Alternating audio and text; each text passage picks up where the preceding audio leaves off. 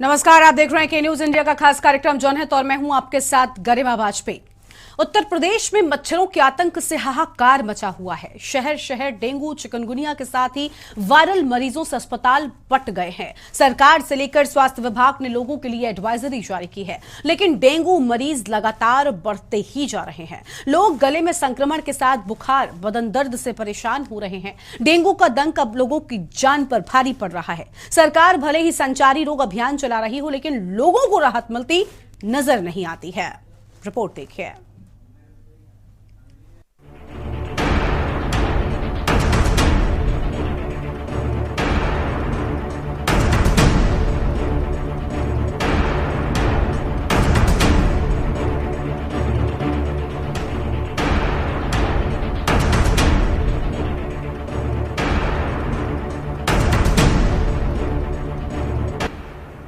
बारिश के बाद उत्तर प्रदेश में डेंगू के आतंक से हाहाकार मचा हुआ है।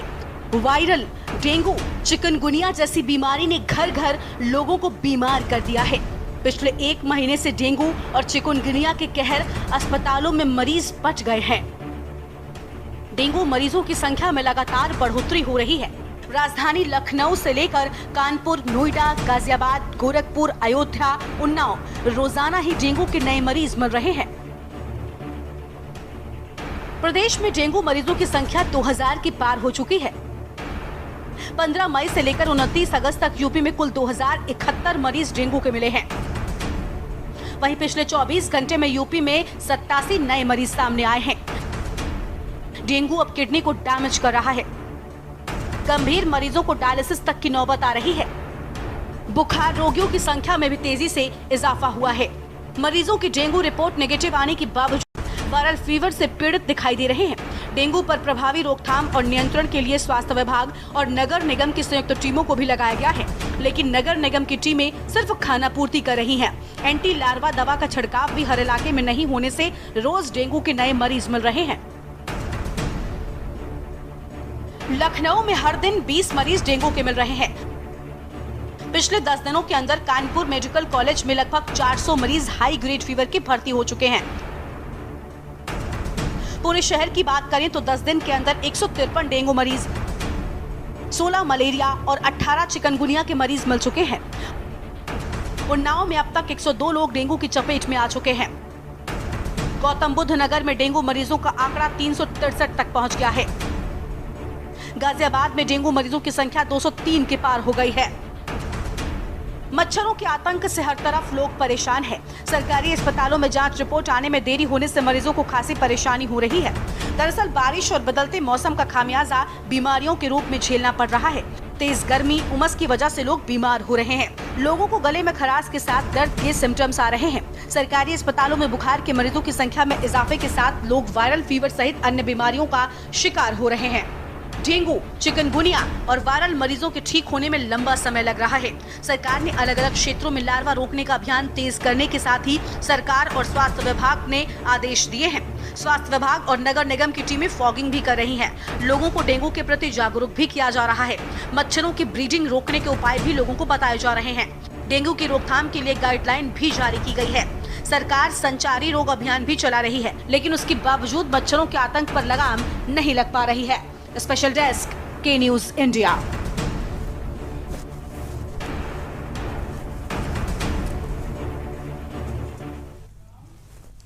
तो जनहित में आज जनता के इसी मुद्दे से हम विस्तार से बात करेंगे। डेंगू लोगों को परेशान कर रहा है, लोगों की जान जा रही है। ये आंकड़ा दिन प्रतिदिन बढ़ता ही जा रहा है, लेकिन जो जिम्मेदार हैं ये हर बार की तरह इस बार भी हाथ पर हाथ धरे बैठे नजर आते हैं। स्वास्थ्य विभाग की ओर से ठीक तरह से इंतजाम नहीं किए जाते। नगर निगम की ओर से पहले से फॉगिंग नहीं कराई जाती। नालियां लबालब भरी नजर आती है। इसी के चलते डेंगू का लार्वा पनपता है, बाद में लोगों की जान लेता है। खास मेहमान हमारे साथ में जुड़ चुके हैं। डॉक्टर वर्तिका शर्मा हैं, वायरोलॉजिस्ट हैं, और इसके साथ ही डॉक्टर राजीव कक्कर हमारे साथ में है, चेस्ट स्पेशलिस्ट हैं। आगे और भी मेहमान हमारे साथ में इसी खबर पर विस्तार से बातचीत के लिए जुड़ेंगे। सबसे पहले डॉक्टर गौतम जी भी जुड़ चुके हैं, IMA हैं। शुरुआत हम डॉक्टर राजीव जी के साथ में करते हैं। राजीव जी, बहुत स्वागत आपका आज की हमारी चर्चा में। डेंगू ये बढ़ता ही जा रहा है और लोग परेशान हैं। इस मौसम में अगर हम बात करें, ये बरसात के बाद का है, लगभग बरसात के साथ का मौसम होता है और इस मौसम में बीमारियां पनपती ही हैं, ये बात सरकारों को भी पता होती है। बावजूद इसके सरकार की जो लापरवाहियां रहती हैं तो वो तो हम सब जानते हैं। लेकिन क्या हो अगर लोगों को डेंगू जैसी बीमारी पकड़ ले, क्योंकि आप चेस्ट स्पेशलिस्ट हैं, इसलिए मैं आपसे पूछना चाहूंगी इसी सिलसिले में कि अब इस वक्त ये भी बहुत देखने को मिलता है कि लोगों को सीने में दिक्कतें हो रही हैं, जो सिम्टम्स हैं वो दिन प्रतिदिन बदलते जाते हैं। पहले डेंगू में सिर्फ बुखार आता था, अब गले में इन्फेक्शन, चेस्ट में दर्द या बाकी की कई और चीजें भी होने लगी हैं।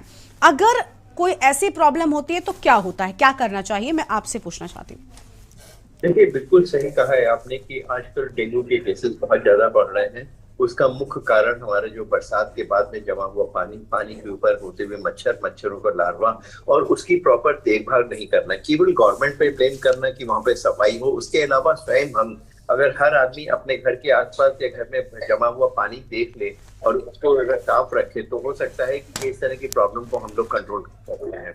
पहली चीज। दूसरी चीज ये है कि समय पर अगर कोई भी इन्फेक्शन होता है वो काफी कुछ डिपेंड करता है आपकी लाइफ स्टाइल पे, आपकी बॉडी के रेजिस्टेंस पे और कितना इन्फेक्शन आपको हो रहा है। अगर आपकी इम्यूनिटी अच्छी है, अगर आपके व्यायाम कर रहे हैं प्रॉपर, अगर आप डाइट ले रहे हैं, लाइफ स्टाइल ठीक है, तो इन्फेक्शन होने के चांसेस काफी कुछ कम हो जाते हैं। तो कुछ चीजें जो कि गवर्नमेंट कर सकती है, प्रॉपर टाइम पे उनकी सफाई रखना। हर साल वो आ रहा है इन्फेक्शन। अब जो इन्फेक्शन आ रहा है हाल ही के मौसम पे सारी चीजें एक साथ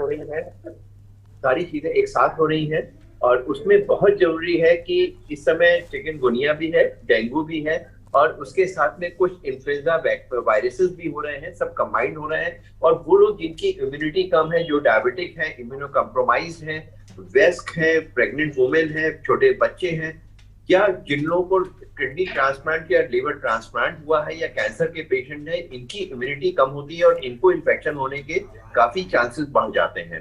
तो कोई भी इन्फेक्शन होता है इस बात पे डिपेंड करता है कि आपकी इम्यूनिटी और कितना आपको एक्सपोजर हो रहा है, कितना आप आसपास साफ सफाई रख रहे हैं।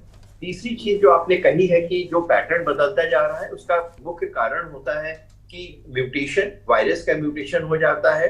कुछ वायरल इन्फेक्शन, जैसे अभी आपने देखा कि साउथ में, केरल में कुछ वायरल इन्फेक्शन हुए, कुछ कहीं और हो रहे हैं।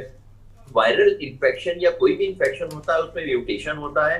वायरस या बैक्टीरिया या जो इन्फेक्शन करने वाले ऑर्गेनिज्म हो उनकी प्रवृत्ति बढ़ती है और जो इन्फेक्शन केवल ह्यूमन में होता है उसके बाद में अगर वो एनिमल में जा करके फिर ह्यूमन में जाता है तो उसमें एक मैग्निफिकेशन ऑफ वायरस हो जाता है, म्यूटेशन होता है और उसका प्ररूप बदल जाता है। स्पेशली जब पिग में जाता है वो इन्फेक्शन, तो उसके बाद जब ह्यूमन में आता है तो पिग में जाने के बाद मैग्निफिकेशन हो जाता है। जो एनिमल्स थे, आजकल जो पैटर्न बदल रहा है हम लोगों का कि हम लोग एनिमल के बहुत ज्यादा क्लोज हो गए हैं, आबादी बढ़ती जा रही है, बंदर या कुत्ते या और चीजें, जानवर या पेट हमारे घर के पास में आ रहे हैं, उसकी वजह से जो इन्फेक्शन ह्यूमन टू एनिमल और एनिमल टू ह्यूमन हो रहा है, उसकी वजह से म्यूटेशन और इन्फेक्शन की दर बहुत ज्यादा दिन पे दिन बढ़ती जा रही है। एक तरफ बहुत ही अच्छी बात बताई और सरकारें अगर इस चीज पर ध्यान देंगी तो इससे बहुत सारे फायदे होंगे, क्योंकि आखिर में आम जनता जब परेशान होती है, और ऐसा नहीं है कि ये बीमारियां किसी विशेष वर्ग को लगती हैं, क्या बिलो पॉवर्टी लेवल हो, बीपीएल के लोग हों या गरीब तबके के लोग हों या फिर मिडिल क्लास लोग हों या फिर कोई भी व्यक्ति हो, ये बीमारी जब आती है तो सभी को अपना ग्रास बनाती है। और हम सब ने देखा है कि डेंगू का कहर देश में कैसे बरपा है, कैसे बड़े बड़े लोगों की जान चली गई है, किस तरीके से लोगों ने अपनों को खोया है। खैर, राजीव कक्कड़ जी के पास भी हम जाएंगे इसी चीज को लेकर। राजीव जी, चेस्ट इन्फेक्शन भी कई सारे घरेलू नुस्खों से भी लोग ठीक करने का प्रयास करते हैं, मैं उस पर तो आऊंगी कि जानूंगी कि आखिर घरेलू नुस्खे क्या अपनाए जाने चाहिए, लेकिन उसके साथ साथ ये चीज भी पता होनी चाहिए कि देखिए क्या कुछ कर सकते हैं हम अपनी लाइफस्टाइल में बदलाव ताकि इन सारी चीजों से कुछ ठीक हो सके। लाइफस्टाइल से बहुत कुछ बदल सकता है, क्या आप कोई सलाह देना चाहेंगे, ऐसा कुछ बताना चाहेंगे जिससे चीजें बेहतर हो सके? बिल्कुल, आपने सही कहा है कि लाइफ स्टाइल जो है हमारी इम्यूनिटी के ऊपर बहुत कुछ डिपेंड करता है। हमारी लाइफ स्टाइल, हमारी इम्यूनिटी उसे कहते हैं जो प्रतिरोधक क्षमता। कोई भी इन्फेक्शन इस बात पे डिपेंड करता है कि आपकी इम्यूनिटी कैसी है, कैसे हम अपने इन्फेक्शन को रोक सकते हैं। वो चीजें डिपेंड करती है हम क्या खाते हैं, कैसे सोते हैं, सारे दिन हम क्या करते हैं, कैसे हम सोचते हैं और कितना हम सोते हैं। तो ये सारी चीजें हमारे पर डिपेंड करती है। जो भी हम डाइट लेते हैं, अगर हम शुरुआत करें डाइट में, तो दो तरह की डाइट होती है। एक इन्फ्लेमेटरी डाइट जिसे हम जंक फूड कहते हैं, एक नॉन इन्फ्लेमेटरी न्यूट्रिशियस डाइट जो फ्रेश फ्रूट्स होते हैं, अच्छी वेजिटेबल्स होती हैं, वो चीजें जो आपको केवल इम्यूनिटी प्रोवाइड करती हैं, आपको एनर्जी देती हैं। और वो डाइट एक बैलेंस डाइट होनी चाहिए, उसमें नहीं बहुत ज्यादा शुगर होनी चाहिए, न बहुत ज्यादा फैट होनी चाहिए, सबकी मात्रा संतुलित होनी चाहिए। और बेहतर ये हो कि आजकल के टाइम पे बहुत ज्यादा नॉनवेज पे ना जोर दे करके अगर वेज हम लोग फूड लें तो वो चीजें काफी बेहतर होती हैं, जो आपकी इम्यूनिटी को बैलेंस रखती हैं। तो आपकी डाइट में इंफ्लेमेटरी जो कि मैदा वाली चीजें, बहुत सारी शुगर की चीजें जिसमें प्रिजर्वेटिव्स पड़ा होता है, या आजकल फास्ट लाइफ की वजह से हम लोग बहुत सारी जंक फूड इस्तेमाल करते हैं जो कि पैकेट फूड होते हैं जिसमें एक्सपायरी होती है। ये सारी चीजें हमारी बॉडी में पेट तो भर देती हैं, लेकिन हमारी बॉडी में इन्फ्लेमेशन प्रोड्यूस करती है और ओबेसिटी प्रोड्यूस करती है, और ओबेसिटी रिलेटेड बहुत सारी डिजीजेस होती हैं, और उसकी वजह से आपकी इम्यूनिटी कम होती है और आपको इन्फेक्शन हो जाते हैं। तीसरी चीजें हैं प्रॉपर एक्सरसाइज या व्यायाम। अगर दिन में 1 घंटे अगर हम अपने ऊपर दे देते हैं और प्रॉपर व्यायाम करते हैं, तो हमारी इम्यूनिटी, हमारे उसके ऊपर बहुत कुछ फर्क पड़ता है। अगर आपको कोई भी एज ग्रुप हो, लेकिन वो व्यायाम उतना ही करना चाहिए जितनी आपकी क्षमता हो। अगर आपने पिछले 20-30 साल से कोई व्यायाम नहीं करा और एक साथ आप जाकर के जिम में दौड़ना शुरू कर देंगे तो वो उचित नहीं है। जितनी आपकी क्षमता हो वो धीरे धीरे करके बढ़ाएं और उसको एक उस लेवल तक ले जाएं जहां तक आप उसको टॉलरेट कर सकें। बिल्कुल, तो सारी चीजें जरूरी है। योगा भी जरूरी है। अगर आप जिम में जाना चाहते हैं तो जिम में जाकर कर सकते हैं, कुछ छोटे मोटे स्पोर्ट्स को पार्टिसिपेट कर सकते हैं। तो 1 घंटा अगर अपनी आप बॉडी को दे देते हैं तो उससे आपकी इम्यूनिटी में फर्क पड़ता है। यानी फिजिकल एक्टिविटी बहुत ज्यादा इंपॉर्टेंट है। अगर वो रेगुलर हम करेंगे तो इन सारी चीजों का असर हमारे शरीर पर पड़ेगा। और इम्यून सिस्टम है जो सबसे मजबूत है, क्योंकि बैक्टीरिया हमारे पास बहुत तरह के आते हैं, लेकिन हमारा इम्यून सिस्टम कितनों से लड़ पा रहा है, ये आप अगर जो बात कह रहे हैं उससे यही चीज निकलकर सामने आ रही है कि इम्यूनिटी को मजबूत करना है, तभी हम इन सारी बीमारियों से लड़ सकेंगे। डॉक्टर राजीव कक्कड़ से विस्तार से बातचीत करेंगे, लेकिन उससे पहले एक छोटे से ब्रेक के लिए यहाँ पर रुक रहे हैं, कहीं मत जाएगा, क्योंकि जनत में आज हम बात कर रहे हैं उस मुद्दे को लेकर जिसके चलते कई लोगों को नुकसान उठाना पड़ा है। डेंगू, चिकनगुनिया, मलेरिया लोगों की जान ले रहा है। हम बात कर रहे हैं किस तरीके से अब वर्तमान के समय में बीमारियां लोगों की जान ले रही हैं, लेकिन लोगों ने इससे बचने के लिए अपने आसपास क्या बदलाव किया है? आखिर क्यों लोगों को अब बीमारियां ज्यादा होती हैं? क्यों बीमारियों का चलन बढ़ गया है? नई नई बीमारियां दिन प्रतिदिन आती जा रही हैं। सब पर विस्तार से बातचीत कर रहे हैं। डेंगू वर्तमान के समय में सबसे ज्यादा भयावह स्थिति के साथ फैल रहा है। हर जगह पर आप देखेंगे डेंगू से जुड़ी खबरें सामने आ रही हैं। लोगों की जान भी डेंगू के चलते जा रही है। खास मेहमान हमारे साथ में लगातार बने हुए डॉक्टर राजीव कक्कड़ जी हमारे साथ में, चेस्ट स्पेशलिस्ट हैं, और भी लोग बने हुए हैं। वर्तिका शर्मा जी हैं, डॉक्टर गौतम जुड़े हुए हैं। राजीव जी के पास में जाएंगे। राजीव जी, बहुत ही अच्छी बात गौतम जी ने कही कि अगर कभी भी कोई ऐसी बीमारी होती है या हमें कोई प्रॉब्लम होती है, तो कई बार ऐसा होता है कि घर में आमतौर पर लोग या तो घरेलू नुस्खे अपनाते रहते हैं, हफ्तों बीत जाते हैं, या फिर खुद डॉक्टर बन के अलग अलग चीजें ट्राई करते रहते हैं। और आजकल तो सोशल मीडिया का चलन है, तो चीजें काफी जल्दी वायरल भी होती हैं। अगर हम कोरोना की बात करें, उस दौरान भी हमने देखा था कि कोरोना की वैक्सीन भले ही ना आई हो, लेकिन न जाने कितने तरह की लोगों ने दवाइयां लॉन्च कर दी थी। आप सब भी इस बात से वाकिफ ही होंगे। और न जाने कितने तरह के काढ़े बाजार में आ गए थे, लोगों के बिजनेस चालू हो गए, क्योंकि आपने विश्वास किया उन लोगों पर।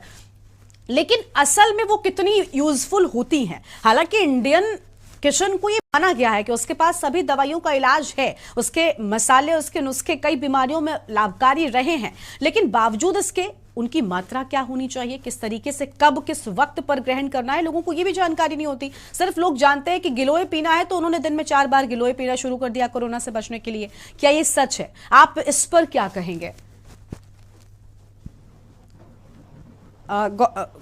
राजीव जी प्लीज अनम्यूट करें, आप अनम्यूट करें, इसके बाद अपनी बात शुरू करें। जी, जो हर पद्धति है, चाहे वो आयुर्वेदिक हो चाहे होम्योपैथिक हो, हर एक साइंस अपने में कंप्लीट है, सब में कुछ ना कुछ होता है। लेकिन ये कहना कि इस साइंस में हमें जिसका नॉलेज हो वही इसको अच्छे से कर सकता है, हर चीज की एक लिमिट होती है। घर का इलाज होना चाहिए। शुरू में वायरल इन्फेक्शन हुआ, आप काढ़ा पी सकते हैं, आप कुछ इम्यूनिटी के लिए ले सकते हैं, लेकिन किस समय हमें डॉक्टर को कंसल्ट करना है, किस समय हम कंसल्टेशन के लिए जाना है, किस समय हमें हॉस्पिटलाइज होना है, ये चीजें बहुत एक पतली सी गोल्डन लाइन है। अगर हम थोड़ा सा लेट कर देते हैं तो उस कंडीशन में हमने कोविड पीरियड में भी देखा कि काफी लोग घर में बैठ करके इलाज करते रहे, उनकी ऑक्सीजन कम होती रही, काढ़े के ऊपर रहे और वो डॉक्टर के पास समय से नहीं पहुंचे। तो कोई भी अगर आपको इन्फेक्शन है, 1 या 2 दिन अपने घरेलू नुस्खे का इलाज कर लीजिए। लेकिन अगर आपकी ऑक्सीजन कम हो रही है, आपका फीवर नहीं उतर रहा है, आपको खांसी ज्यादा आ रही है, तो बहुत जरूरी है कि आप डॉक्टर से कंसल्ट करें। दूसरी चीज ये है कि आजकल जो एक फैशन है कि दवा की दुकान में जाना और वहां पे पूछ लेना कि हमें आजकल बुखार हो रहा है, खांसी आ रही, क्या हम ले लें, ये बिल्कुल गलत है। दवा की दुकान में जाकर के अपना स्वयं इलाज ना करें। अगर उस समय स्टेरॉइड दिया गया है तो देखा कि उसके बाद जब भी फीवर आ रहा है तो लोग बाग स्टेरॉइड ही लेने लग जाते हैं। कुछ एंटीबायोटिक, वायरल में कोई एंटीबायोटिक का रोल नहीं है तो केवल एंटीबायोटिक ही लेने चले जाते हैं। 1 या 2 दिन देखते हैं, अगर उसमें फायदा नहीं होता तो 2 दिन बाद फौरन एंटीबायोटिक बदल देते हैं। कफ सिरप को एक दवाई की तरह नहीं इस्तेमाल करते हैं। अक्सर हमने देखा है कफ सिरप को देते हैं, बॉटल देते हैं, उसको पीना शुरू कर देते हैं। कफ सिरप कब सेडेटिव की जरूरत है, कब सप्रेसेंट की, कब एक्सपेक्टोरेंट की, डिफरेंट टाइप की कफ सिरप की एक दवाई है। केवल उसका माध्यम फर्क है, किस समय आपको दवा को दबाना है, किस समय आपको बलगम निकालना है, कब आपको उसमें सांस की दवा को मिक्स करना है। तो हर दवाई, कोई भी ऐसी दवाई नहीं है जिसका बॉडी में इफेक्ट हो और उसका साइड इफेक्ट ना हो। बिल्कुल। ये कहना कि ये प्योर ये घरेलू दवा है, ये होम्योपैथी है, ये एलोपैथी है, और एलोपैथिक में ही अगर उसमें साइड इफेक्ट है, कोई इनहेलर है, उसमें केवल आदत पड़ जाती है, तो ये वास्तविकता में भ्रांति है, गलत है। कोई दवाई जिस पर्टिकुलर ऑर्गन में इफेक्ट कर रही है तो दूसरे ऑर्गन में जब उसका इफेक्ट होगा उसको हम लोग साइड इफेक्ट कहते हैं। तो ये जरूरी है कि इस बात को ध्यान रखें, अपने आप दवाई ना लें, हर चीज को एक बॉर्डर लाइन तक देखें। अगर वहां पे वो चीज कंट्रोल नहीं हो रही है तो अपने फैमिली डॉक्टर से या उस चीज के विशेषज्ञ के पास में जाकर के उसका इलाज करवाएं। बिल्कुल बिल्कुल, आपने बहुत ठीक बात कही कि देखिए डॉक्टर की सलाह लेना बहुत जरूरी हो जाता है। एक सवाल आपसे ही और करती हूँ, उसके बाद जाऊंगी वर्तिका जी के पास। राजीव जी, आपने कहा कि देखिए कब किस वक्त क्या लेना है ये हमें समझ नहीं होती, ये जो मेडिकल एक्सपर्ट है वो ही बता सकते हैं, यानी कि आप डॉक्टर्स बता सकते हैं। कई बार ऐसा होता है कि जैसे डेंगू का इस वक्त मौसम चल रहा है, बरसात के बाद डेंगू बहुत होता है, डेंगू बुखार ये सारी बीमारियां बहुत ज्यादा हैं। लेकिन ऐसे में कुछ लोगों ने क्या किया है कि डेंगू में प्लेटलेट्स कम होती हैं, कई बार डॉक्टर्स पपीते के पत्ते का रस पीने की सलाह देते हैं या कीवी खाने की बात कहते हैं। कुछ लोग इसे यूं ही शुरू कर देते हैं प्रिकॉशन के तौर पर ताकि वो ठीक रह सके। क्या ये ठीक है या फिर सिर्फ अच्छा खाना ठीक है?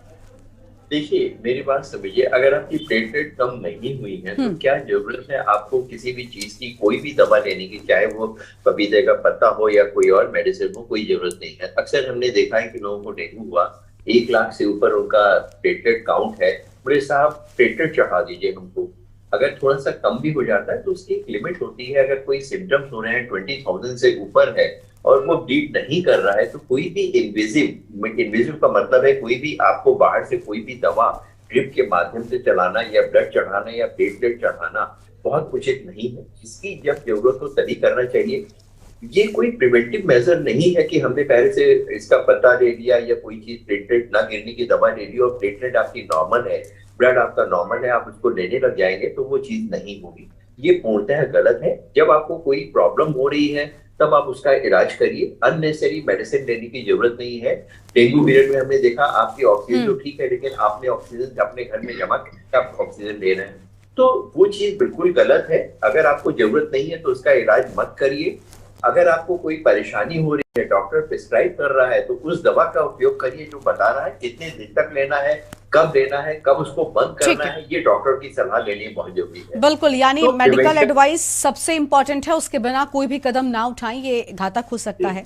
ठीक है, आपके पास लौटते हैं, वर्तिका जी को जोड़ते हैं। वर्तिका जी, देखिए राजीव जी ने जो बातें कही कि मेडिकल एडवाइस सबसे इंपॉर्टेंट है क्योंकि यही आपकी जान बचा सकता है बीमारी से। आपकी एक गलती कई बार आपको भारी पड़ सकती है। राजीव जी के पास एक बार फिर से चलते हैं। राजीव जी, देखिए आप सभी डॉक्टर्स हैं और डॉक्टर को मैं धरती का भगवान मानती हूँ, हम ही नहीं हम सब मानते हैं क्योंकि धरती पर यही है जो हमारी जान बचाते हैं। और डॉक्टर के पास जब हम जाते हैं ना, वो कोई भी शख्स हो, चाहे वो गरीब शख्स हो या अमीर शख्स हो, हमेशा पैसे सभी देते हैं, फीस डॉक्टर की सब भरते हैं, लेकिन डॉक्टर के सामने जैसे भगवान के सामने हम झोली फैलाते हैं, ठीक इसी तरह से डॉक्टर के सामने भी हम एक उम्मीद लेकर जाते हैं कि ये शख्स हमारे परिजन को, हमारे मरीज को ठीक कर देगा। इसलिए डॉक्टरों की भी उतनी ही ज्यादा जिम्मेदारी बन जाती है क्योंकि आपका पेशा एक तरफ सुविधा देना तो है लेकिन उसके साथ साथ सेवा देना भी है। ये एक सेवा भाव का काम है। क्या आपको लगता है कि जिस तरीके से बीमारियां बढ़ रही हैं, मरीज बढ़ रही हैं, डॉक्टर्स को भी थोड़ा सा संवेदनशील और ज्यादा होना चाहिए।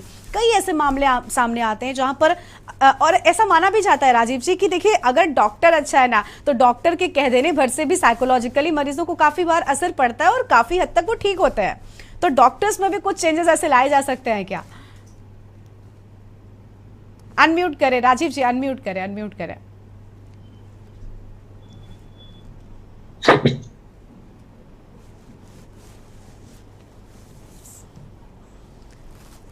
राजीव जी, आवाज मिल रही है आपको हमारी? राजीव जी अनम्यूट नहीं है। हाँ वो कर रहे हैं। जी हेलो जी राजीव जी आ रही है। आपने बिल्कुल सही कहा है कि डॉक्टर को भी संवेदनशील होना चाहिए और वास्तविकता तो यह है प्रत्येक नागरिक को संवेदनशील होना चाहिए, दूसरे के लिए इमोशंस होने चाहिए। ये आपकी बात सही है, लेकिन कभी कभी ऐसा भी देखा गया है कि हर एक की काम करने की क्षमता अगर 6 घंटे 8 घंटे 10 घंटे है और वो अगर 12 घंटे 18 घंटे काम कर रहा है जैसा कोविड पीरियड में देखा है, तो थोड़ा सा उसके नेचर में बदलाव आ सकता है और ये चेंजेस हो सकते हैं। तो एक चीज ये भी समझने की है कि कभी कभी वो भी एक ह्यूमन बीइंग है, उसकी भी एक लाइफ है, हो सकता है वो स्ट्रेस में हो, उसकी भी तबीयत खराब हो और वो शायद वो उस समय थोड़ा सा रूड हो जाए। लेकिन आपकी बात ठीक है, ये बात बहुत जरूरी है कि हम लोग एक मशीन को नहीं डील कर रहे हैं, हम ह्यूमन बीइंग को, हम इंसान को डील कर रहे हैं।